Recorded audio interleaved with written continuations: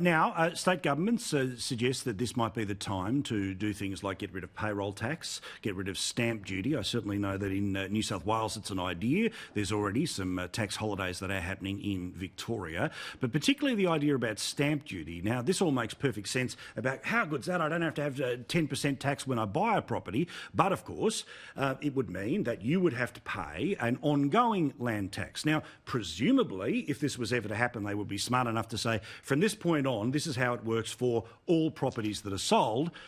However, I've got a little feeling that they might backdate it, and if so, that'd mean you'd end up paying tax twice on a house. Here's Gladys Berejiklian.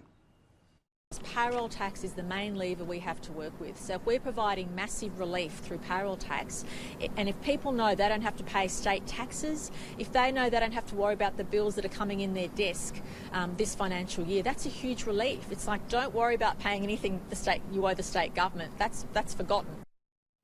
Now, Richo, particularly the stamp duty side of things here, where I can understand why this is an attractive idea in terms of the buying and selling of houses, but imagine if you had to pay an ongoing land tax on the workers' cottage. This is after you'd already paid tax on buying the workers' cottage. Well, I don't think I'd be all that keen. And I'm wondering, why is it that we want to change the system anyway? Now, have you heard anyone jump out and complain to you about land tax lately? Because I haven't heard anyone mention it to me for a decade. So I think we're getting a bit carried away. I've let sleeping dogs lie. I've got no problem with this. No one has ever raised a problem with this with me. Why are we having a problem now?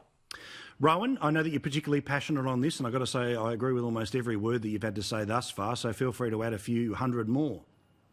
Well, I'm not quite sure what Richard was referring to there, Paul. Was he referring to the existing New South Wales land tax regime, which is on investment properties, and that's been there since Bob Carr brought it in?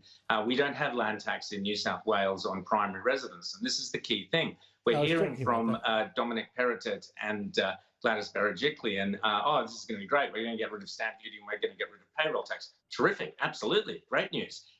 But what's going to replace it? And there's only two things that can replace it. We're hearing about, oh, we're going to reform the tax system. Okay. Well, there's only two ways to reform the tax system that I can see. One is increase the GST. So in other words, increase the consumption tax and get more money into the states via that indirectly, or some kind of land tax on the primary residence. Because if you're taking away stamp duty, which is what our entire New South Wales and state governments largely run on, stamp duty, what are you going to replace it with? And if they replace it with a land tax, which they haven't had the guts to come out and say yet, by the way, they're just kind of hinting, isn't it great, we're going to get rid of this tax and that tax, but level with us, Gladys and Dominic, level with us. Are you planning a land tax? Because if so, you need to take that to the electorate, because that changes the entire structure of how our democracy, our property owning democracy works. It means you never, ever own your house. The state always has a finger in your pocket.